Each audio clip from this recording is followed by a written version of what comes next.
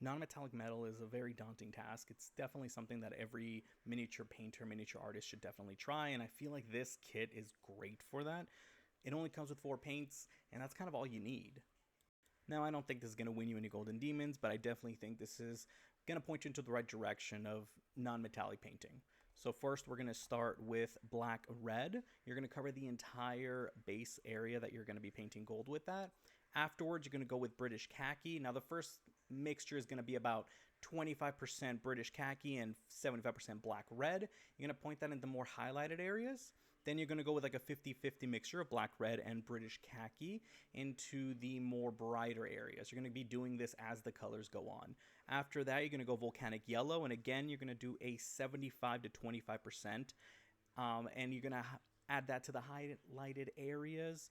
One more time, you're going to go over that with the volcanic yellow 50-50, ultimately bringing it down to a full just volcanic yellow, which is what I'm doing here. You're going to keep doing this and brighter areas just so that way it does have more of that gold feeling to it.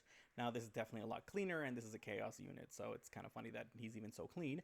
After that, you're going to go volcanic yellow with ivory, 25 to 75 like we've been doing before. You're going to keep doing this pattern essentially until you get into a brighter. That way the transitioning looks a lot cleaner and looks a lot nicer. Finally, you're going to add it with just ivory. It's going to hit the highlighted edges and more of those brighter areas. That way it actually looks like it has a nice sheen and a shine to it. And that's all you need. And here we are, a golden axe for your Chaos Warrior. Don't forget to subscribe, guys, if you found this tutorial helpful at all. Thanks, I appreciate it.